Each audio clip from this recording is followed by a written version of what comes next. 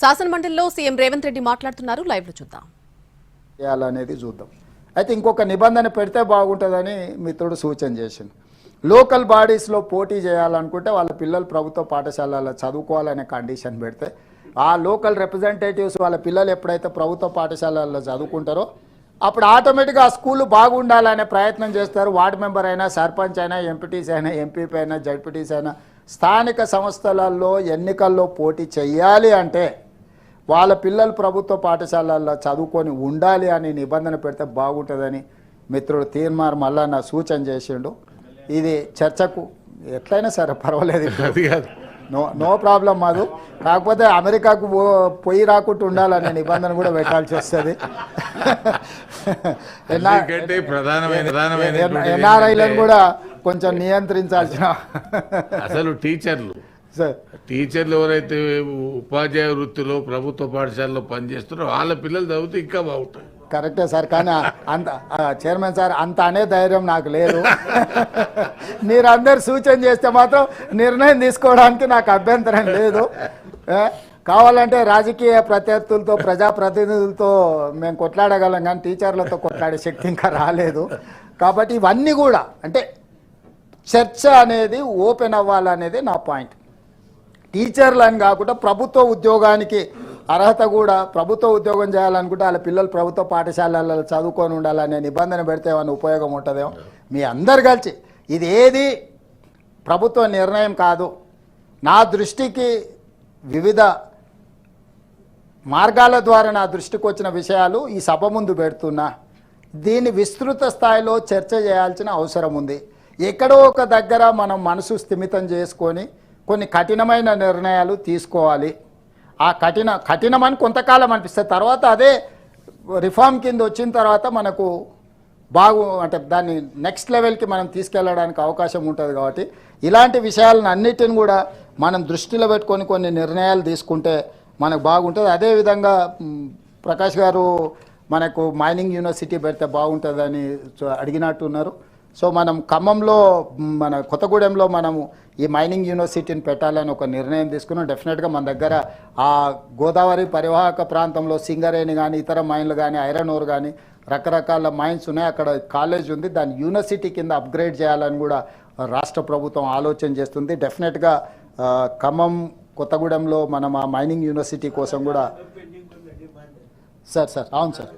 So with in few days we're going to take a final call on this university sir. దీన్ని కూడా మనం ముందుకు తీసుకొచ్చే కొత్తగూడెంలో మైనింగ్ యూనివర్సిటీని మనం earth and sciences, new university of earth sciences at Kothagudem, so upgrading school of mines, దీన్ని upgrade చేసి చేయాలని అనుకుంటున్నాం సార్. దీన్ని తొందరలోనే మేము నిర్ణయం తీసుకొని ప్రభుత్వం ముందుకు వస్తుంది. ఏది ఏమైనా ఈరోజు చర్చలో ప్రస్తావించినా ప్రస్తావించకపోయినా మన విద్యా విధానము, విద్యాశాఖ నిర్వహణ కొంత ఆందోళనకరంగా ఉన్నది. ఇది ఎవరు అవునన్నా కాదన్నా ఇది నిజము. దీన్ని ఎక్కువ కాలము కప్పిపుచ్చుకొని మనకు మనం గొప్పలు చెప్పుకొని మనల్ని మనం సమర్థించుకునే ప్రయత్నం చేస్తే ఇది పేదలకు, ముఖ్యంగా తండాలలో, గూడాలలో, మారుమూల పల్లెల్లో ఉన్న పేదలకు తీరని అన్యాయం జరుగుద్ది. ఈ అన్యాయానికి మనం కారణం కాకూడదు. మన దృష్టికి రానప్పుడు పరిష్కరించకపోవడం వేరు, దృష్టికి వచ్చిన తర్వాత కూడా ఆ సమస్య పట్ల మనం దృష్టి సారించకపోవడం అనేది ప్రజాప్రతినిధులుగా మనం తప్పు చేసిన వాళ్ళం అవుతాము.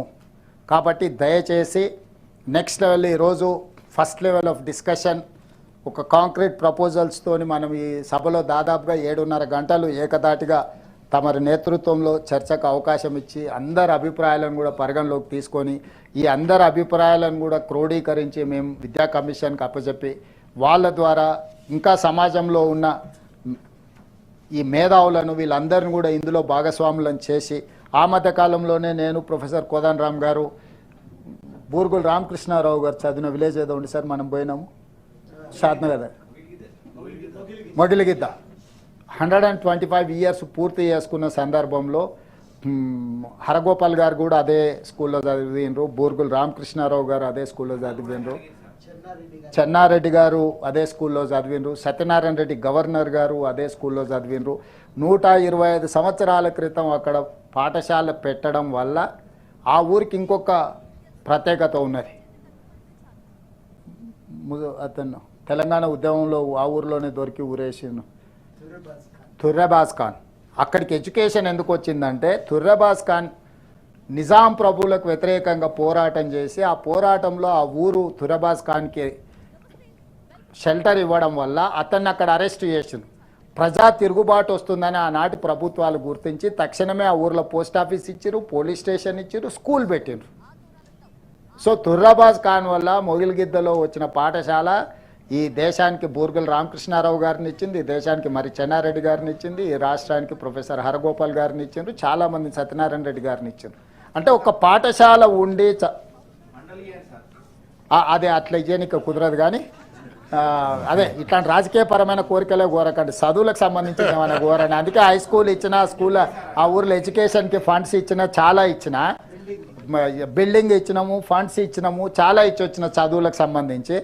రాజకీయపరమైన కోరికలు మా ఊరినేమో జిల్లా చేయమని అడుగుతారు. ఇప్పుడు ఎమ్మెల్సీ గారు ఆ ఊరిని మండలం చేయమన్నట్టు, సార్ నువ్వు ముఖ్యమంత్రి అయినాక కూడా కొండారెడ్డిపల్లి జిల్లా కేంద్రం కాకపోతే ఎట్లా సార్ అంటున్నారు. సో ఇట్లా నచ్చితే నజరానా, నచ్చకపోతే జుర్మానా విధానం మా దగ్గర లేదు సార్. తమరు కూడా చదువుకున్న ఊరు మాడుగుల, జయపాల్ రెడ్డి గారు సొంత ఊరు, వాళ్ళు కూడా నాకు తెలిసి పెద్దది ఏదో కోరుకుంటున్నట్టున్నారు. మన ఇద్దరం ఆ ఊరు అల్లుళ్ళము, ఆ ఇంటికి కూడా అల్లుళ్ళము. సో అట్లా మీరు అల్లుళ్ళు ఇద్దరు, ఒక ఆయన కౌన్సిల్ చైర్మన్, ఇంకొక ఆయన రాష్ట్రానికి ముఖ్యమంత్రి, ఏం చేయకపోతే ఎట్లా అని పిల్లనిచ్చిన వాళ్ళు కూడా అడుగుతున్నారు సార్. ఇట్లా మనకు తెలిసిన వాళ్ళు అడుగుతున్నారు కదా అని మండలాలు లేకపోతే జిల్లాలు, రెవెన్యూ డివిజన్లు అట్లా ఇవ్వడం కుదరదు. మండలాలు, రెవెన్యూ డివిజన్లు, జిల్లాలు అనేది పరిపాలన సౌలభ్యం కోసం, ప్రజలకు పరిపాలన అందుబాటులో తీసుకురావడానికి కోసమే వాడాలి తప్ప మన ఇష్టాల మీదనో లేకపోతే మనం అక్కడి నుంచి వచ్చినాం కాబట్టి వాటిని చేయాలనే విధానానికి నేను పూర్తిగా వ్యతిరేకం. అట్లాంటివి సహేతుకంగా ఉండి సాంకేతికంగా వాటికి ఫీజిబిలిటీ ఉంటే ఎస్ డెఫినెట్గా అట్లా ఏదన్నా అన్యాయం జరిగింది ఉంటే దాన్ని సరిదిద్దడానికి ప్రభుత్వానికి ఎలాంటి వేరే ఉద్దేశాలు లేవు. ఏది ఏమైనా ఒక మంచి చర్చకు, మంచి సూచనలకు మీరు అవకాశం ఇవ్వడం, సభ్యులందరూ కూడా పాల్గొనడం, ఇంకా ఒకరిద్దరు పేర్లు మిస్ అయిన లిస్టులో కనిపించిన వాళ్ళందరూ కూడా ఆలస్యం అవుతుందని మాట్లాడినట్టున్నారు. వాళ్ళందరి ఇష్యూస్ను కూడా దృష్టిలో పెట్టుకుంటాం, రాతపూర్వకంగా ఇవ్వచ్చు, క్లారిఫికేషన్స్ కూడా రిటర్న్లో కూడా అడగవచ్చు, రిటర్న్ రిప్లై కూడా చేస్తాం chairman sir. If it is controversy also we're there to reply, nothing is out of my this thing sir. నాకు కూడా చెప్పడానికి నా మనసులో ఉన్న గ్రామీణ ప్రాంతం నుంచి ప్రభుత్వ పాఠశాలలో చదువుకొని వచ్చినవాడు నేను 5వ తరగతి వరకు మా ఊర్లో చదువుకుని 6వ తరగతికి 5 కిలోమీటర్లు నడుచుకుంటూ చదువుకొని వచ్చినాం చైర్మన్ సార్. చదువు అనేది ఎంత విలువైందో, చదువు అనేది ఎన్ని అవకాశాలను అందిస్తుందో బాగా తెలిసిన వాడిని నేను. ప్రభుత్వ పాఠశాలల్లో చదువుకొని వచ్చిన, ముఖ్యంగా పేదలకు విద్య అనేది ఎంత అవసరమో గుర్తించిన వాడిని. తప్పకుండా భవిష్యత్ ఎక్స్పాన్షన్లో కూడా ఈ శాఖ నా దగ్గరనే పెట్టుకొని నేను సొంతంగా పర్యవేక్షిస్తా. ఎవ్వరికి ఎలాంటి అనుమానం లేదు. మీరు ఇచ్చే సూచనలు అన్నిటిని కూడా తూచా తప్పకుండా నేను అమలు చేయడానికి ప్రయత్నం చేస్తా. మా దామోదర్ రాజనరసింహ గారు దాదాపుగా డీటెయిల్గా రిప్లై చేసినట్టు, if there is anything clarification also we don't mind, తమరు అనుమతిస్తే ప్రభుత్వం వైపు నుంచి ఎలాంటి అభ్యంతరం లేదు చైర్మన్ సార్. Thank you.